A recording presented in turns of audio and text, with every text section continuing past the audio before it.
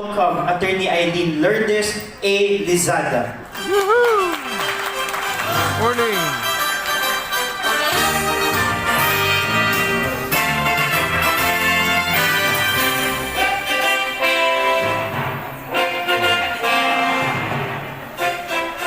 Magandang umaga ho sa inyong lahat. Good morning! To Undersecretary Rexy Escobedo, to Attorney Domingo Alilon, sir, and to all the participants of today's activity. I'd like to greet all of you a very, very perspiring, it was good, Zumba, a pleasant morning sa inyong lahat po. Morning! Meron palang oral exams ang DepEd, no? Pag nag-seminar at workshop. So, meron din pwede rin palang call a friend. Meron din mga Life 9. So, today, every time I receive an invitation from DepEd, I really find the time to make it to be present. Thank you. Why? Kayo ho, yung pinakamaraming numbers sa more or less 1.8, 1.7 million government employees. And I think some of you heard this talk, but this is the latest update, and I know si Attorney Alidon was with us sa technical working group ng retirement. So for those who have heard this, we will have updates for you. Good updates for all of you. Sabi ho ni, I'm sorry, I forgot the name of the host. Ni Sir, yes, I assumed CSC noong January po. And my personal advocacy ay tatlo. God be willing, I will be able to end my term 2025. Aking ikakarir ho, number 1, a better retirement pay for all government officials and employees. Number 2, let us institutionalize the HR sa mga LGUs. Right now, wala akong LGU na mandated position, HR sa mga LGUs. Kaya, marami mong JO, which brings me to my third point. I think it is time to talk about the JOs. Though there is no employer-employee relationship, tumutulong mo sila sa atin, sa mga plantilla. May pamilya rin mo sila. Aileen, Lourdes. 15 years, 20 years, 25 years, but when they bow out of service, wala silang madadala. So, I believe it is time we talk about JO, simply because pamilyado, kasama natin sa trabaho. Tulungan po din natin sila. Okay lang ba sa inyo? Itong ipapresent ko ay 7 years in the making. It started as a research. Nagkasakit ho ako, nagkaroon ng operasyon, pumunta ako sa GSIS at sinabihan ho akong hindi na ako makakakollect kasi delisted na ang illness ko. Sabi ko, ano yung delisted? Nasa ombudsman pa ho ako noon. Delisted meaning ganito kakapal dati yung listahan nila na pwede nila tayong tulungan, ay naging ganito na lang ho, ilang papeles na lang, parang manual. So, napaisip ako, nagpapasalamat ako na ang pamilya namin sa Davao. We come from a family. For those who are from Davao, saan yung mga from Davao? Mayong buntag, may mga Bisaya po, may buntag sa inyong tanan. Dili mo mabaligya. So, hindi yun. So, napaisip ako, sabi ko, swerte ako, meron akong matakbuhan na family business namin. Pero paano yung ordinaryong rank and file ng gobyerno? Kanino sila tatakbo? So, doon ako nag-umpisa yung research ko. Nasa ombudsman pa ako noon. And then, it became my thesis. Kasi gusto kong kumuha ng mga data. And then finally, I end up at CSC. Sabi ko, salamat Lord. At least yung thesis ko ay hindi lamang papel. And it can be executed. So, the title of my thesis ay Review and Evaluation of the GSIS Programs under RA 8291 as basis for policy agenda. Wala? Yan. Sorry. The problem is GSIS. Ay, hindi oh. The problem is the retirement.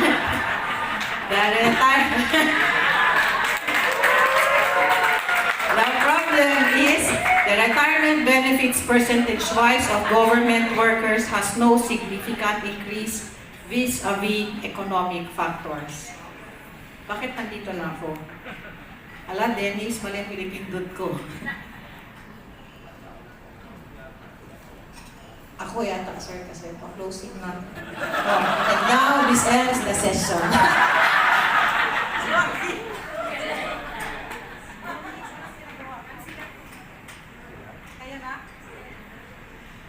Next. Tingnan nyo ho, 2012 ako nag-umpisa. Kasi gusto kong malaman, muna, ilan ang retirement programs ng gobyerno para malaman ko how to strategize. So, sinulatan ko ang GSI, ang aming public assistance para tulungan ako to get data. Pasalamat sila na walang ARTA kasi after 2 years sila sumagot. Grabe, ano? 2 years para sabihan ako that the GSIS laws are downloadable. It took them 2 years to tell me this. O, diba? Pero kung ikaw, pasalamat din ako that I was still with Ombudsman at that time. So, sabi ko, nalaman ko 660, 1616, PD 114, 68291. For those who entered before May 1977, meron ba dito na-employ before May 1977? Taas ng kamay. Retired So na. lahat after May 1977? Tama? Yes. O otherwise, mga JO kayo nandito ngayon. So, sa lahat ho na nandito, it is Republic Act 8291 ang coverage ninyo. Next. Yung kaibigan ko sa COA, sabi niya, Aileen, basahin mo itong kaso na to. COA versus GSIS. Sabi ko, ma'am, ano yan nandito? She is retired. She is Attorney Buado to all of the lawyers who are present. Siya ho ang head ng Fraud Audit Investigation Office or FAIO that time. No? Simply put in the case, ang GSIS gumawa ng retirement program para itaas ang kanilang retirement pay. So, sabi ko, why is it that Republic Act 8291 should be good enough for GSIS members but not good enough for GSIS employees? So, i-compare ho natin. Buti nakaabot ho siya sa Supreme Court.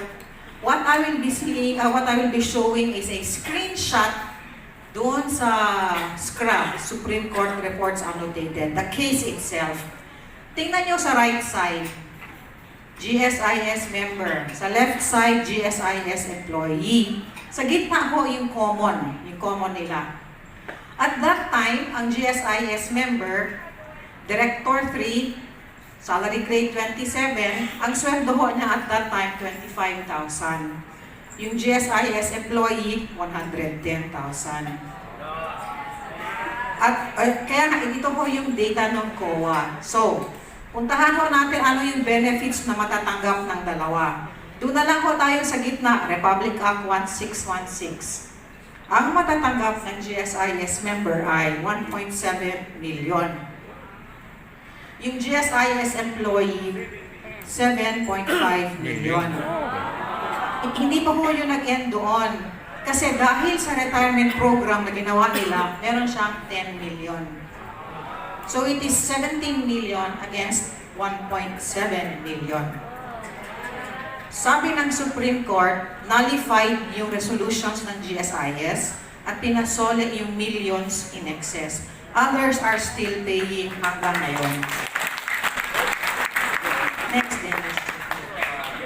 So, sinulatan ko ulit ang GSIS through our public assistance. Ang sabi ko, Ano na ang retirement program ninyo ngayon kung tinanggal, sinugin na ng GSI, ng Supreme Court yung resolutions ninyo? Ito na ho ang sagot ng GSIS sa akin. The matter has been referred to the Office of the Vice President, HRO, 2014.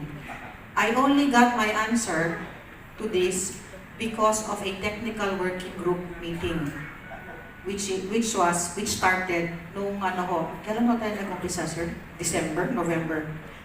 Only last year ko nakuha yung sagot ko sa tanong na ito.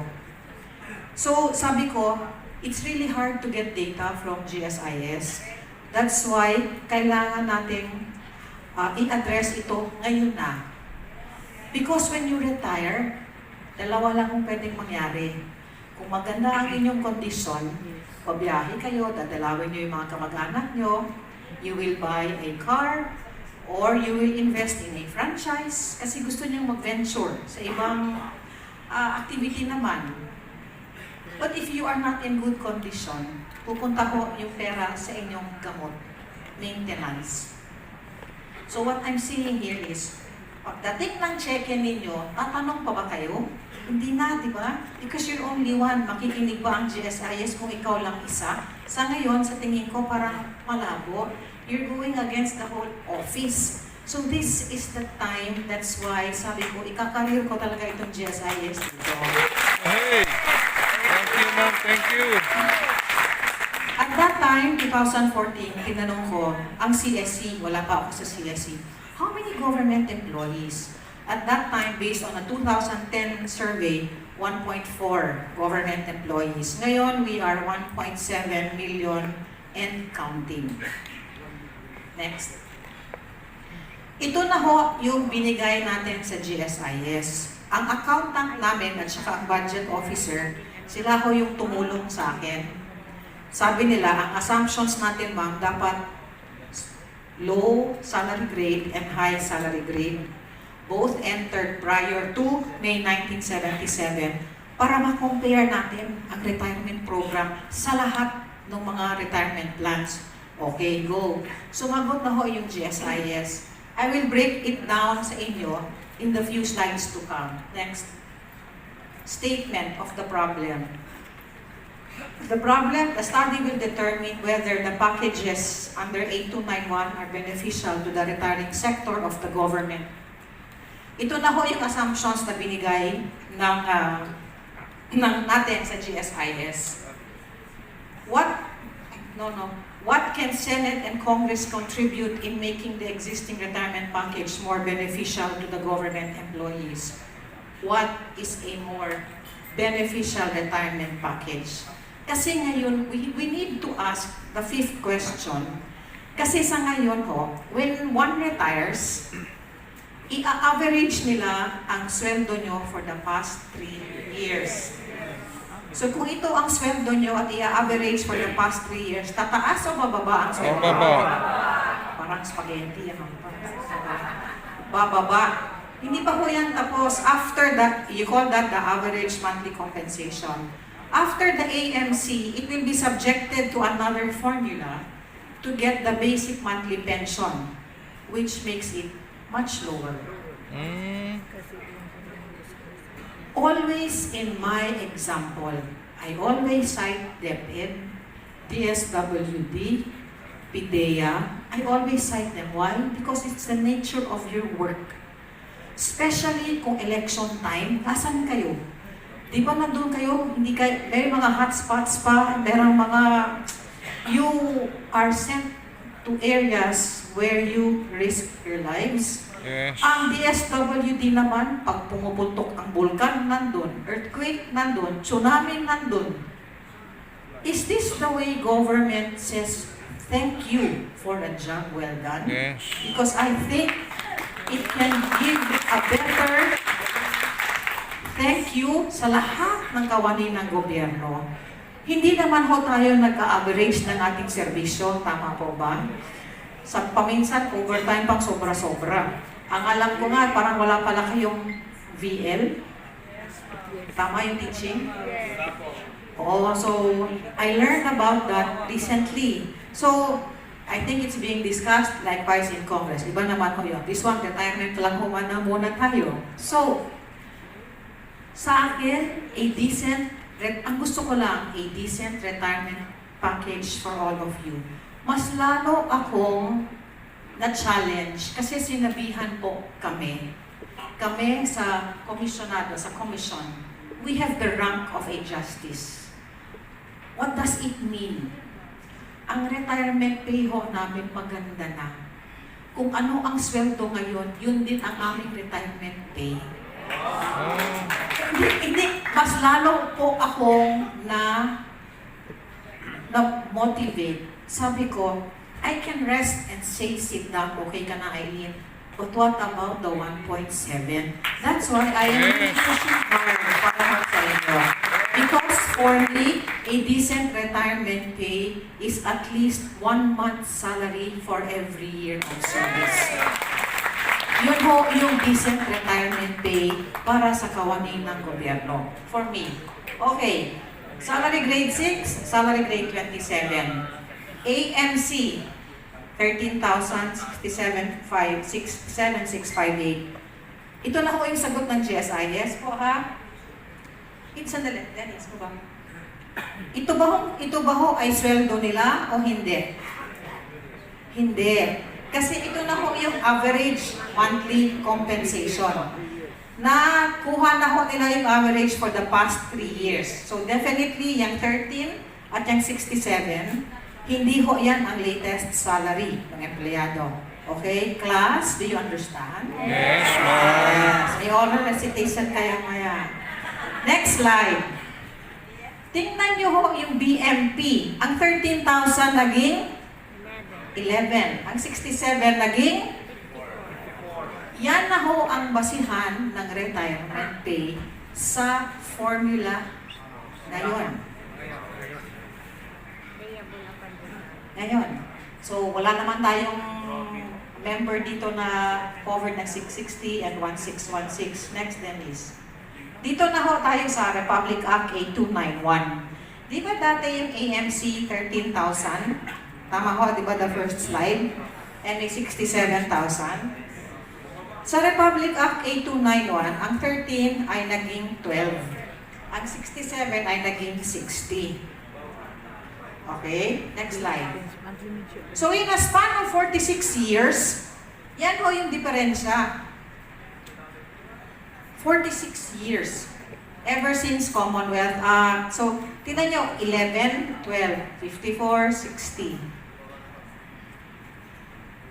Sabi ko nga, sana sinasubject nila for review from time to time yung formula nila, no? Next.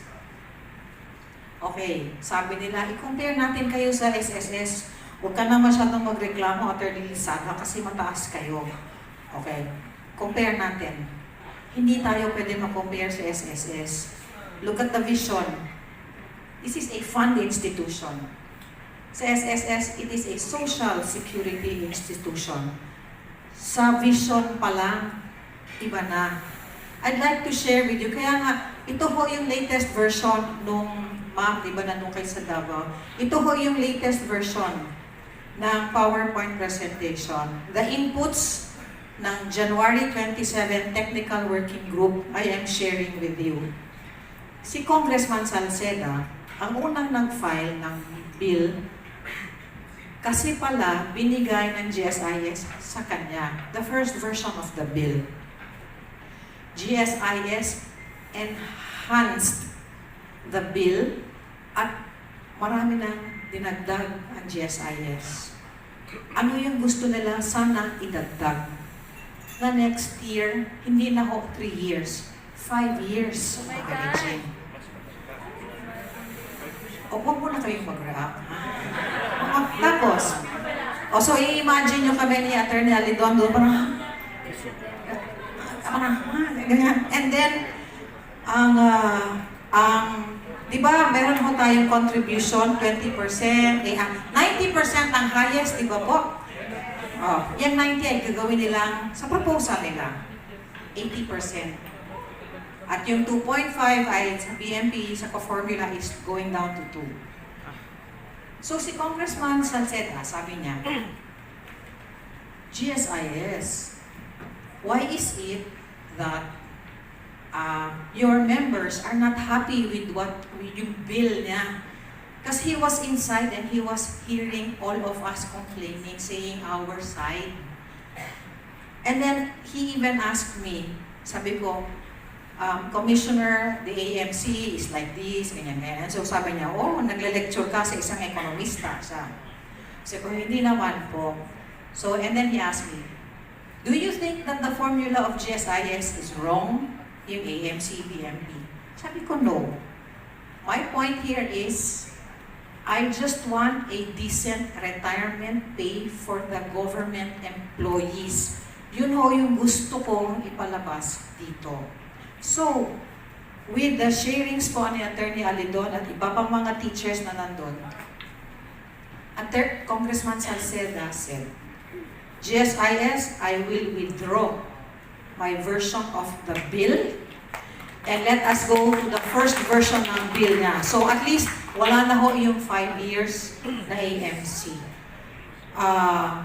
Sabi nga namin, and then the point that I raised, they want now to extend the life of the fund ng GSIS.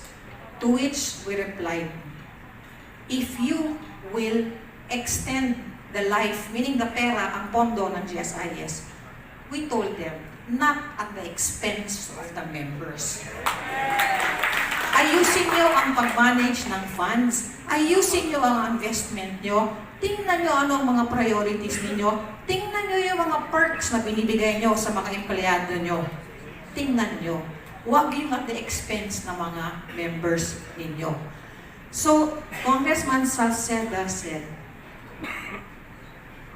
to Yusek Bocanegra, yung finance, sabi niya, ma'am, may asawa ka ba? Tandaan niyo yan, sir. And then she was caught off guard. Sabi niya, yeah, ganyan siya. Sabi niya, di ba in love kayo sa asawa niyo? Oo po, sabi niya, dapat yung love na yan, i-rekindle ninyo sa inyong kliyente. Ang kliyente ho ninyo ay ang members ng gobyerno, ng GSIS. Yun ho dapat yung pagmamahal at pag-aalaga ninyo because you are there for them. What do you want? You want to amass money? Gusto niyo bang dadami ang pera pa ng GSIS? Para saan? It should be for the members. Yes. So it was made clear to them. And ako, we were very happy inside listening doon sa loob ko. No? So first time when I heard him talk about this, sabi ko, salamat at now he sees it that we are not favoring yung ganung klaseng bill that GSIS is proposing. Next. Okay, ito na yung sustain the financial viability. Next, Dennis. Sabi rin natin, from day 1 hanggang retirement natin, hindi naman tayo pwedeng umalis sa GSIS. Sana pwede tayo sa Sun Life, Manulife, AXA. Hindi eh. GSIS lang talaga tayo pwede. Pero kung mag-invest ka sa mga commercial life insurances or retirement pay, you will get more. Di ba they compete? Maganda mga packages nila. Eh bakit ito parang, hindi pa masaya. Hindi tayo masaya na, ako, pag nakita ko, sabi ko, dehado ang empleyado. So, ito na ho yung, we do not have a choice, but we remain with GSIS. Pero sa SSS, pwede mo silang pumili. Pwede silang magbigay, pwede silang bibigay. Next. Right now, our share is 9%. Every month, binabawasan ho tayo ng 9% sa sweldo. Alam nyo? Okay. Ang gobyerno, they give 12%. So, total of 21%. Sa SSS, bracketing ho sila. The lower your salary, the lower your contribution, or the lower your premium, the lower your rate. Tayo, salary grade 1 or salary grade 33, it is fixed 9%. Kaya hindi ho tayo pwedeng i-compare. Class, you understand? Okay, sige. Next. GSIS, kailangan 15 years in service. SSS, 10 years. Sige, question. You are 13 years in service and you are 65 years old. Mandatory age of requirement. Kulang ka pa ng 2 years. Ano ang pwedeng gawin ng CSC? Pwede kayong i-extension of service maximum 2 years. So, pwede ang retirement pay. Okay? Sige. 12 years in service, 65 years old. CSC can only still grant you 2 years. So you are 14 years in service, therefore you are not qualified for the retirement program. Ano matatanggap ninyo? Separation pay. But the question ng separation pay, when we research, meron pala siyang prescriptive period. Pag hindi ninyo i-claim, forfeited in favor of government. Sabi ko, kawawa naman ang empleyado nito. Tayo na nagbibigay. Na-miss mo lang yung period kasi siguro ang saya-saya ninyo. You went out, nagdalaw kayo, nagtrabaho kayo sa abroad. Pagbalik nyo, 4 years and 1 day. Hindi nyo na ho makukuha yun. Kabig na ho ng gobyerno yun. So our point here is no more prescriptive period for separation pay and other claims. Pumayag na po ang DSIS. Tatanggalin nila ang prescriptive period. Okay? Next. The number of government workforce is increasing and definitely an improved retirement package will benefit a great number who have devoted their lives serving the public. Ito ang parati kong sinasabi in all my talks. Ako, I will really do my best for all of you. Ang sa akin lang po, please do your best for your clients as well. Yes. Pwede ba po? Yes. Let us put above, kung meron ho tayong mga practices na ginagawa noon na hindi tama, ayusin na ho natin. Because if we want a good retirement package, we must be deserving. Ayoko yung babalikan tayo na, yan sila ganyan, ang DepEd ganito, ang DOH ganito, ang ganito, ganyan. Let's do a change. Let us, well, like what Congressman Salceda said, let us rekindle. The first time we entered DepEd, the first time you entered public service, iba ho yung ating feeling nun because you really want to serve. Ang akin ho is, be in that mode, though it may be difficult, be in that mode every day when you report for work. Work mode ho tayo, which is public service. And ako, I truly admire DepEd because you shape, you mold our young generation.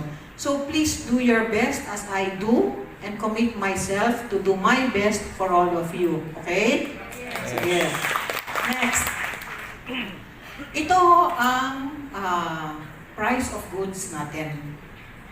Ang blue 2011, green 2012, ang yellow 2013, lavender 2014. Class, what is the trend of the CPI? Increasing or decreasing? Okay, what is the trend of the purchasing power of the peso? O, di ba nakita nyo? Yung toyo, suka, lahat ganyan. Pero yung purchasing power natin pa ganito. Tapos i-average nyo kami, tapos i-BBMP nyo pa. When we retire with the private sector, we buy the same karne, gulay, toyo, suka. Mabuti sana kung meron tayong government lane, di ba? Papakita ka ng card. Mas mura. Pero wala ho. We have the same stock. We have the same features. We eat the same food ng private sector. Pero bakit ang private sector kaya nilang 1 month?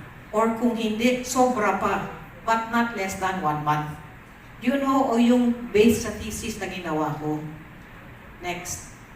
Ito na ho yung latest na nakuha namin sa PSA. Ito na ho yung inflation. Still, the trend is increasing. Now, let us look at the purchasing power of the peso. Sige, bigyan niyo ako ng isang region. NCR. Noong 2016, ang piso ay worth 69 centavos. Noong 2018, June, it is now 64 centavos ang worth ng piso, the purchasing power of the peso. For Region 11, 65 centavos noong 2016. Ngayon, it is 60 centavos ang balor, ang kantidad, ang value ng 1 peso. It just shows that the value of the money, o tama pala, when you retire under RA 8291, dalawa ang options. They will give you a lump sum of 5 years. At kung buhay kayo, on the 6th year, start na pension. Or they will give you a lump sum of 18 months and start na ang pension. So ito yung sinasabi ko na look at the value of the money the time when you get it. It is not even the latest salary. It goes down to 2 levels. Dennis? Okay. Yes, based dun sa study ko, because I compared private sector and government sector, the private sector has a better retirement package. And why? Because simply it is 1 month for every year of service. But the law says, ang Department of Labor says, only 22.5 days dapat lang ang ibigay ng private sector, but they are giving more. What is the private sector doing that GSIS is missing? That's why management of funds and how do they use the funds. Tinanong ko sila sa technical working group meeting. Please correct me if I'm wrong because I'm being fed information na meron din kayong car package na ang half ay libre at ang half ay sa employee na. Tama ba ho yun o mali? Kasi kung mali, then I will correct yung alam ko. To the higher, depende pala yan sa rank ko mo. Pero kung mas mataas ka, tama, 50% libre. So sabi ko, where do you get the funds to fund all of this? And why are you treating the premiums paid by the employees or the contributions paid? Bakit ang treatment nyo ay income? It is not income, it should be trust. Kasi dapat pagtanggap nila, they will invest, di ba ho? Pero right now in their books, they treat the contributions as income. Which is really wrong. Because it is not income. Yes. It's not income. It can never be income. Sige. Okay na din.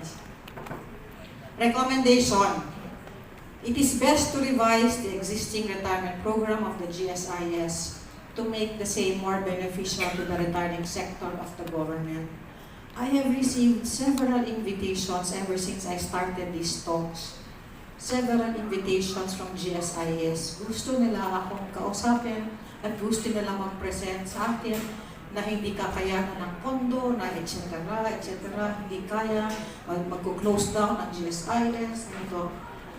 I have never accepted any of their invitations because I want to see them either in the halls of Congress, lower house, or in Senate.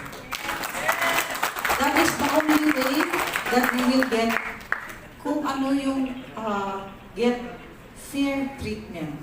So on behalf of the 1.7, because I always keep in mind, we were appointed to this position and for a reason, this is the best that we can do for you to take care of your, as you said, your benefits and your welfare in your theme. So, sa Congress, meron na hong nakikinig sa atin doon. Sa Senado, meron na rin hong nakikinig sa atin doon. So, number 2, revise the packages and simplify the computation of the same, which is understandable to any government employee. Pumunta ho kayo sa GSIS, yung kanilang public assistance. Front desk, hindi nila makukompute yung retirement pay ninyo. Cannot.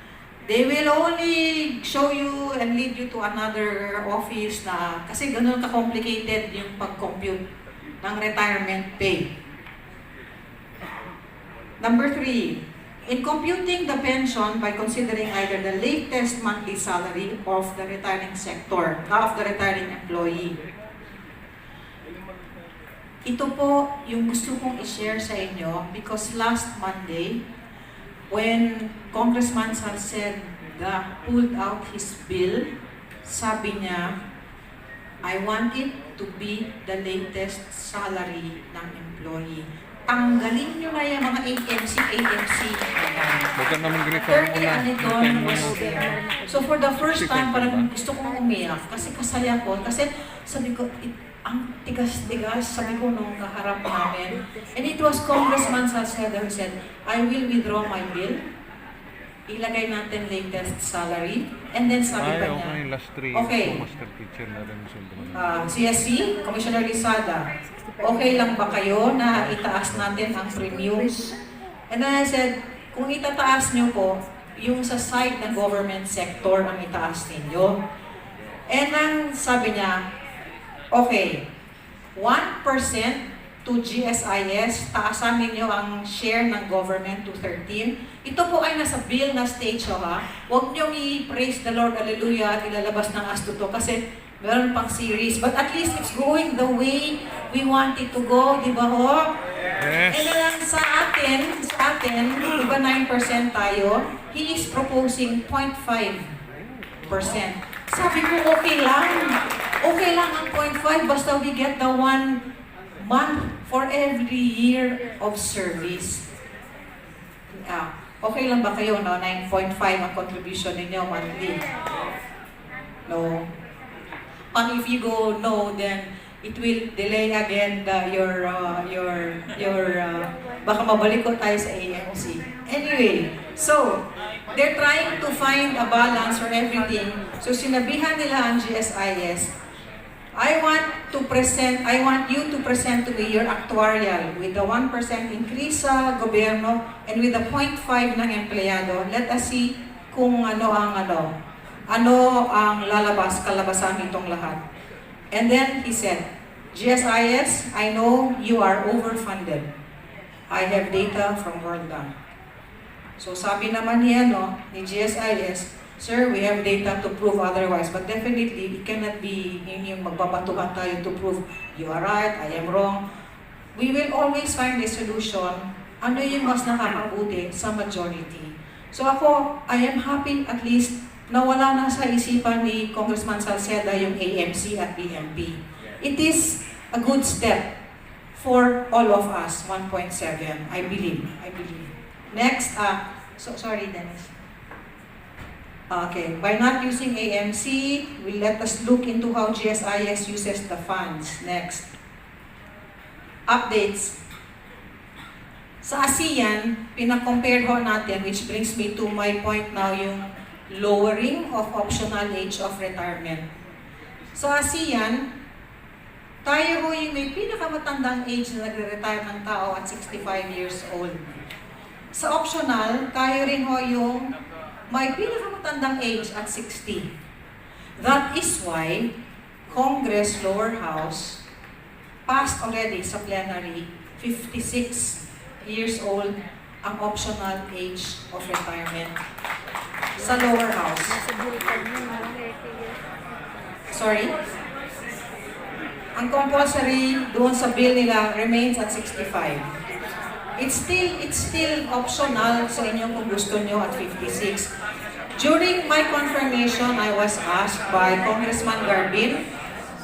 Si Congressman Garbin was the one who proposed for the lowering, no? So, later I'll show you. Next, Dennis. Ito yung sinasabi ko. I'm not saying that you all go to the AFP Armed Forces of the Philippines para meron kayong 1 month for every year of service. Ibang klase naman ho yung risk nila. Literally, they risk their lives. They go to Marawi, kung ano yung mga hindi natin pinupunta, doon sila pumupunta. Pero bakit nahanapan ng paraan ng gobyerno na sila ay bigyan ng retirement pay galing sa pondo ng gobyerno, GAA. So, my point here is, kung gusto gawin ng GSIS, mahahanapan nila ng paraan yung mga members nila. Kasi if they are really sincere in finding ways, they will be able to find ways how to give a decent retirement package for every retiring employee. Next, Dennis. Next. Ito yung medyo mahaba yung debate namin nung sa TWG. You look at the law, which is sa left side. The basic monthly pension may be adjusted upon the recommendation of the President and General Manager of the GSIS and approved by the President of the Philippines. Tingnan nyo yung IRR nila. Computation of basic monthly pension. Pare-pareho lang. Nasaan na ho yung approval? Nawala na si Presidente. That is why in their proposal, di ba, Atty. Alidon, they want it to be at the level of the board. So, and then I said, wala ko tayong check and balance doon. Wala rin yung safety net na dapat hindi pwedeng bumaba. Paano kung ibababa ninyo? To which si Congressman Gaite mentioned, because it happened before, binaba nila yung basic monthly pension. So, sabi ko, please do not amend that. Check and balance so tayo. At least pumayag naman sila, si Congressman Salceda and the chairman, si Congressman Oman Franco. Yeah? Yun ho yung point dito. We do not like it sa level lang nila. Kasi kung may nangyari ho doon, ano na ang ating solusyon? Because it's going to be a law. Next. Ito rin ho, in the law, sinasabi ho doon na dapat pag ang only survivor ay dependent children, kasi nawala na ho yung misis, wala na rin yung member, dapat dalawa ho ang binibigay, yung BSP and yung dependent child pension, children's pension, DCP and then DCP. Pero ano ho ang binibigay nila? Isa lang. Isa lang. DCP. Tinanggal nila yung BSP. So sabi ko, magkano na ang kinabig nila? Na dapat BSP binibigay nila sa bata. Bata nga bawasan nyo pa ng beneficiary. If really the minds ba? Because they're looking at it in figures. I am looking at it. And because ang sabi sa akin pala, they were explaining, ma'am, hindi naman kasi sila ang nagbayad. So dapat ganito. So sabi ko, alam nyo ba, ang government employees, they work for their loved ones to prepare a better future and to provide a better future for all of them. Tapos, kasi hindi sila nagbayad, I think you should look at it on a different attitude and a different lens. Kasi finances talaga ang tingin nila. So sabi ko, but remember, they work for their loved ones. Next.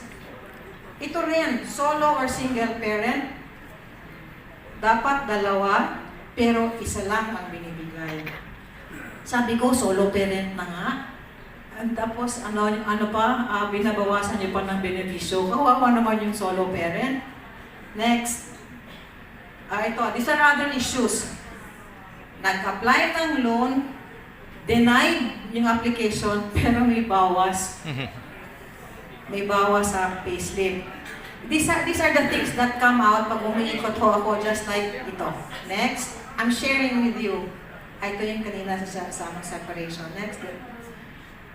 COA told GSIS 2018, they gave 100,000 to 2,615 employees as kanilang GSIS galing pagkilala incentive.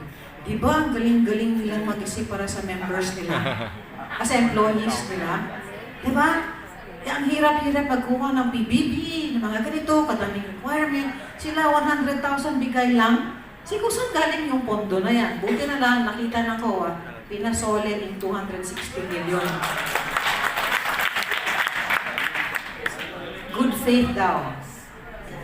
Good faith sila. Okay, next. NBI, kasi nagsasalita rin, I spoke sa NBI. Sabi ng NBI, ma'am, dati kasi may policy, yung papel, tapos nagmamature yan, may dividend. Ngayon wala na. So yung tanong ko, ano nangyari sa dividend doon? So tinanong namin yung GSIS, and they explained that they have an enhanced life endowment policy, para mas mataas daw ang benefits when one dies. So sabi ko, when mataas ang benefit pag nag-retire na siya. So sabi ko, di ba kung namatay siya before ng retirement niya? Wala. Oh. So these are things that are coming out. Ito yung pinapoint out natin sa kanila. 1,000, Okay. 3,000. Next. Okay. Ang concern ng COA po ito, garnishment of retirement benefits at yung additional na requirement na clearance pa. Okay, next. Okay, please write that down, Republic Act 10154. For those who have cases na mga kaibigan or kayo, kung may kaso ho kayo, remember Republic Act 10154. From the date of your retirement, the agency investigating you, CSC, Ombudsman, they only have 3 months to finish the investigation, especially if it involves holding of your retirement pay. Okay?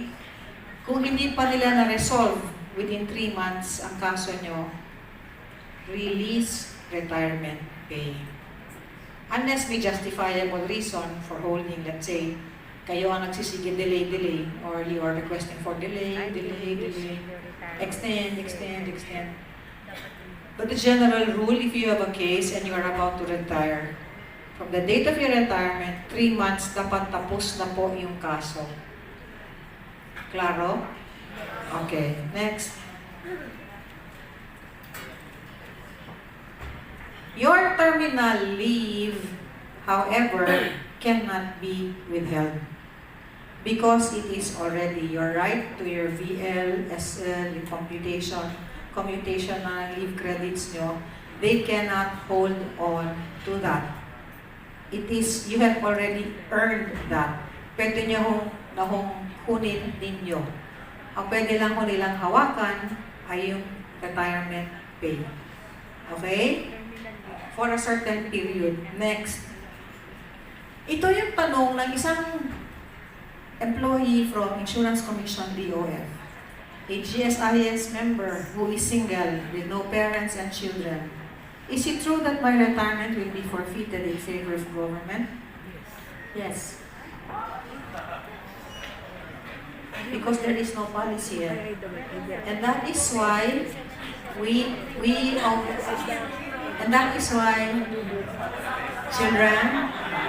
children, wala kayong stars sa mga kamay. Wala nakuha yan? Children, Walang magulang. that is Bakit? why we propose, let us be more sensitive to our GSIS members who belong to the LGBTQI or who remain unmarried simply because they want to remain unmarried. Let them designate their beneficiary. Because when you go to Sunlight, Manulife, Paxalife, pwede silang mag-designate. Bakit sa GSIS hindi? So, ipapasok na ho nila yan. Okay na kayo? Sige.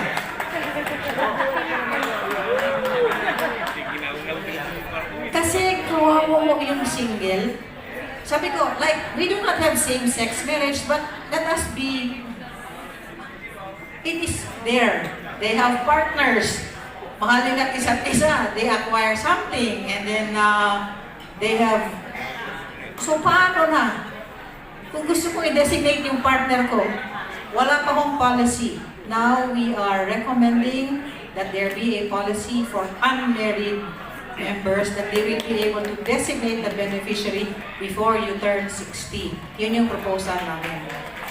Kasi ang sabi nila una, sige ma'am, we will allow it before you reach the age of 50. Sabi ko sa GSI, sandali. Ako na lang i-example mo. I am a solo parent. I have a son who is 28 years old. Malalaman niyo yung age ko. I am 54. Sabi ko, diba? Hindi naman ako looking 54. Sabi ko, paano yan? Hindi na ako makadesignate because you're putting 50. What's the reason of 50? Sige ma'am, 60 na lang kasi sabi ko, sige, you put it there. Kasi what's the basis of 50? So, because if you're a solo parent, let's say, wala ka ng parents, wala kang siblings, but you have a son na more than 18 years of age, wala ko pang policy ganun. Wala pa ho. Next. Okay, this is going to be my 39 activity. But before I proceed dito, I always ask a question care of Congressman Garbin. Ang sabi niya, Commissioner Lizada, when you go around, pwede bang sa consultation mo, you ask the government employees kung okay ba sila na from 60, gawin natin 56 ang optional age of retirement. So, on behalf of Congressman Garbin, because I usually bring him, I report to him and I update him, may I see a show of hands? Are you for the lowering of the optional age of retirement? Taas ng kamay po. Maraming salamat, DepEd. Maraming salamat. Nakakarating. So, ito po ay magiging 39. Sige, start na tayo, Dennis. First meeting was with our HR. Next, Public Sector Labor Management Council, PSLMC. Then, Legazpi City. Ito, I'm invited to talk about gender, ganyan. So, ako, every time I accept an invitation, sabi ko, pwede bang comply lang ako ng one paragraph sa gender, and then the rest ay retirement? Kaya ho, yan ang ginagawa ko. I just talk about gender one paragraph, and then I speak about retirement. So, next, ito in Davao, then, Visayas wide, next, Department of Health. They invited me, these are their national presidents, yung union nila, to Baguio. Lahat po yan sila mga presidente ng union. And then the same talk. But yours is the latest version. Next, Davao Region 11, HR po ito na conference. Next, Iloilo. Then, LTO and HR ng Iloilo, HR ng Govt, HR ng Region 4, Region 6, sorry, anong region ito din? Na ginawa sa Iloilo. Next, DSWD, and then NBI, and then DOH, is dito rin. I needed to talk to the Senate Union kasi we need to get the support ng mga senators. So, later you will see. Next, DepEd NCR, HR PICC, DOLE, DOJ. Nakita niyo yung mga nagtataas ng kamay ganyan? Alam niyo na kung bakit sila tumataas ng kamay. So, alam niyo na ano ang last picture na lalabas dito sa next talk ko. Kayo, okay lang, lagay ko kayo dito, ha? Next, DILG, SPMC, ito cute. Kasi ang mga doktor, hindi nila alam ano ang salary grade nila. Tinext pa nila yung mga secretary nila. Ano ang salary grade ko? Hindi nila alam. Sige, talagang servisyo lang sila, Region 12, and then, Takurong, DOH, Regional Health Office 11, COA, DepEd na NEU. Ma'am, ito yung ang ibang nandito. I think nandito kayo. Next, Caraga, Region 10, Batangas Medical Center, Employees Association, Cluster 2, DepEd, Division of Davao, saan lang din? Maha. Then, BARM. Ito ho, nagsalita ho tayo sa DOF. Nandiyan ho kasi kapamilya nila ang GSIS.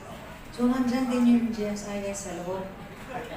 Oh, so pag nandito yung GSIS, tas kung bibira ako sa GSIS, dito ako tumitingin. Kasi yung mga brothers nila, yung BP, DBP, lahat ko yan sila dyan. Marinig ko, ha? Yun ho yun, pati yung pagtaas ng kamay, nakita niyo yung sa left side, GSIS din ho yun. Gusto din niya ng lowering. Next, midwives, and then, ito na ho yung nag-start yung meeting. I was invited to the Government Enterprises and Privatization meeting. Dito na ho na-create yung TWG. Next. DepEd, Administrative Services sa Bacolod. The first TWG, November 28. Nandiyan ho siya, no? Kayo sir, di ba? Here. Medyo, so umpisa pa lang, medyo parang fireworks muna kasi nagagalit na yung DepEd eh. So, we at least now medyo we are on a better plane. Nalabas nila yung medyo yung mga sa Bisaya pa, aligot-got. Ano ba yan? Paki-subtitle ng aligot-got. Masakit nila. Ito, I learned from yung katabi ko na DepEd official. So, pinalagay ho natin doon paano ho yung treatment ng GSIS kung ang empleyado ay may deduction na pero yung ahensya ay hindi pa nag-remit. So please include that there and do not add yung mga penalties and charges kasi sa kanila bayad na po sila at nakaremit na po sila. So, nakakainis daw. So, nilagay ho nila sa proposal nila, GSIS will have the first priority and they are proposing that the government will guarantee yung kailangan i-guarantee at kakulangan ng GSIS. Okay? At least that was raised doon, no? Next. Luzon, HR, and then National Government Employees Association. Then, ito ho yung the reason every time I go around, I usually ask the group if you are for the presentation, a better retirement pay, 1 month salary, and the lowering of the optional age of retirement. Are you for that? Yes! Thank you. Are there officials here now of this group? Itong asosasyon na to, meron? Meron? We will give you a draft of this resolution. Sana ho, you will pass before you at least a motion on the floor para you authorize your officials to pass a resolution, 2 resolutions that you are supporting the lowering of the optional age of retirement. Submit a copy to Congress and to Senate. Number 2, that you are for the review of the retirement law. This is the second resolution. We will leave you a soft copy of this. Okay lang? Yes. Okay. Wag mo muna kayong umalis pag hindi pa na nag-move. Yes, sir. Okay. Okay, thank you. Next. Ito na ho yung mga nag-pass ng assignment nila. Pass your papers. Ever since nag-start yung kampanya para election, ako ho ay nangampanya sa mga empleyado ng gobyerno para dito. Para pagpasok ng bagong kongreso, meron na silang assignment. So ito na ho yung mga napumasa ng those who passed the resolution. And Nueva Ecija, Bulacan, Western Visayas, DILG Employees Union. You can pick up from there, sir, yung mga lowering of the optional age of retirement. I think there's a draft. Believe ako sa DOH na DEA, there are 36 employees association. Ito ho lahat, next Dennis. Ito din yun for the lowering of the optional age of retirement. And then the other one is for yung retirement. Nag-signature campaign pa pala sila. Kinarir din nila. Ganyan ang kakapal yung binigay nila sa Senado at sa Kongreso. Next. Region 12. And then, these are the latest. House Bill 82. Ito ho yung sinabi ko sa inyo, si Congressman Garbin filed his bill at ang basic monthly pension niya po ay the latest salary. Next. Next. Sige. Senator Revilla, may hearing ho kami February 17 for this one. Kanya ho ay lowering of optional age of retirement. Next. Then, sige. Lapid, computation of BMP shall be the actual basic monthly salary received at the time of employee's retirement. Okay? Next. Ito na ho yung kaya kay Senator Revilla din, creating the HR in the LGUs, yung sinabi ko sa inyo kanina.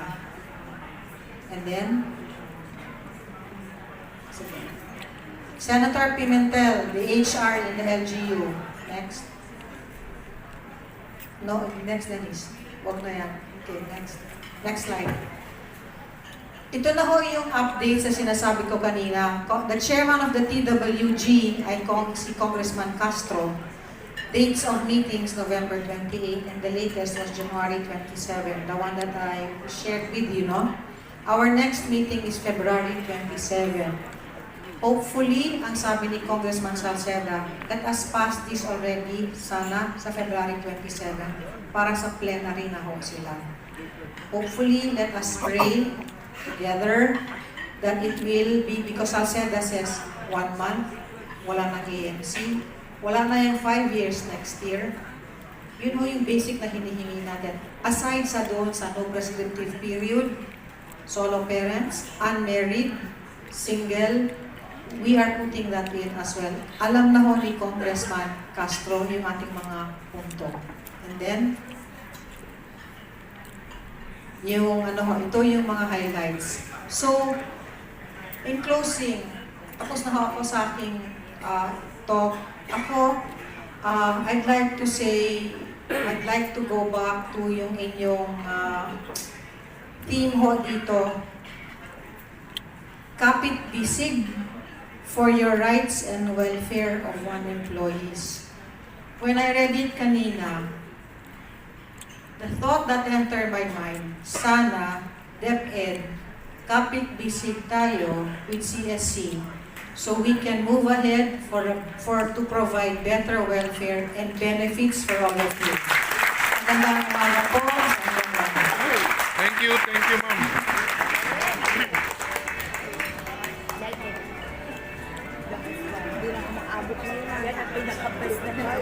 So meron mong percentage na papunta doon sa misis at saka sa anak. Pero kung wala ho ng misis, wala kayong spouse, but you have children, yun na yung sinasabi ko kanina, the basic survivorship pension and independent children's pension. Doon ho yun pupunta.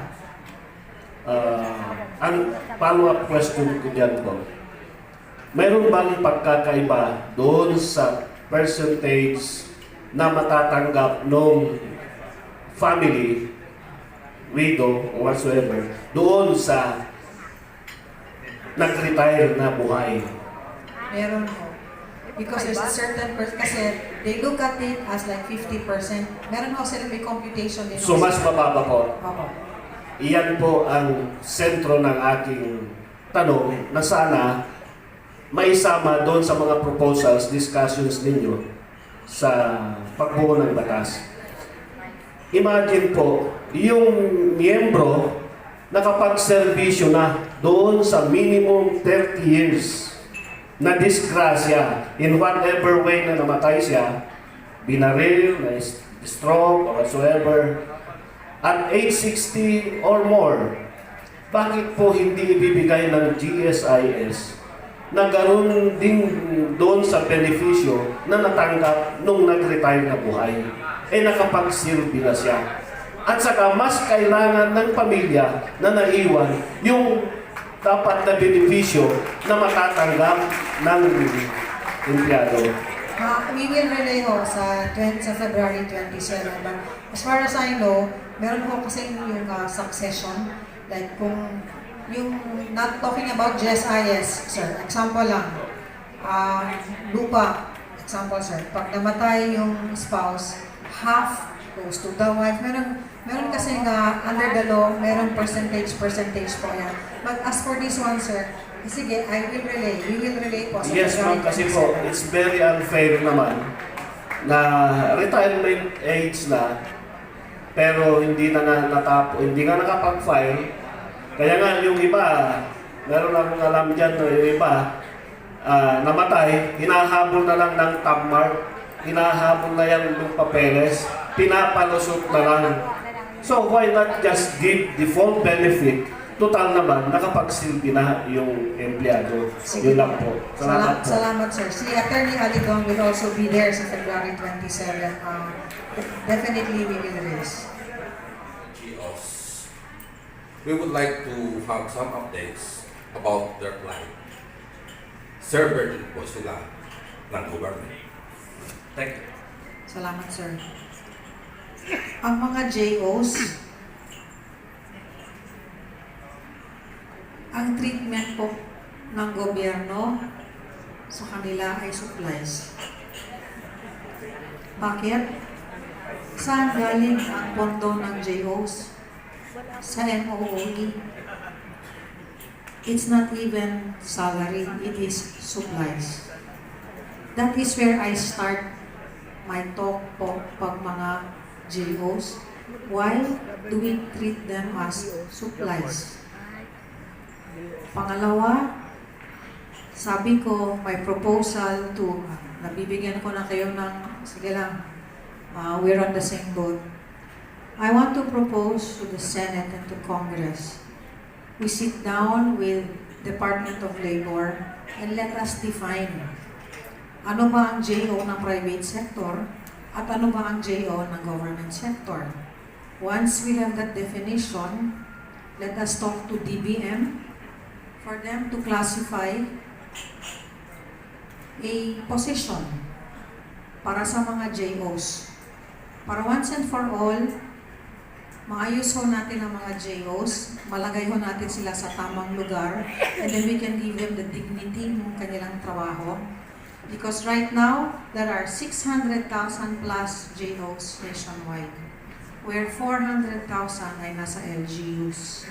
I am not saying let us absorb. I'm saying let's put parameters. Let us do an inventory of our HR na mga JOs. Ilan na ang 25 years and above? Ilan ang 20 years? Ilan ang 15? Ilan ang 10? Ano ang mga trabaho nila?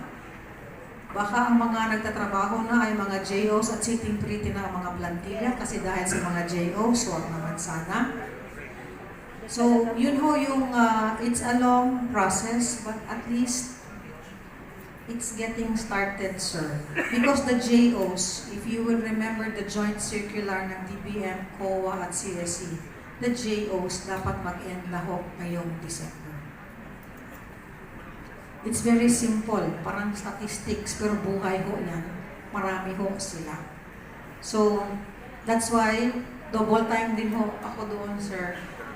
Doon sa JO na concern. That much I can tell you, but we're doing some legwork already sa Senate and sa Congress.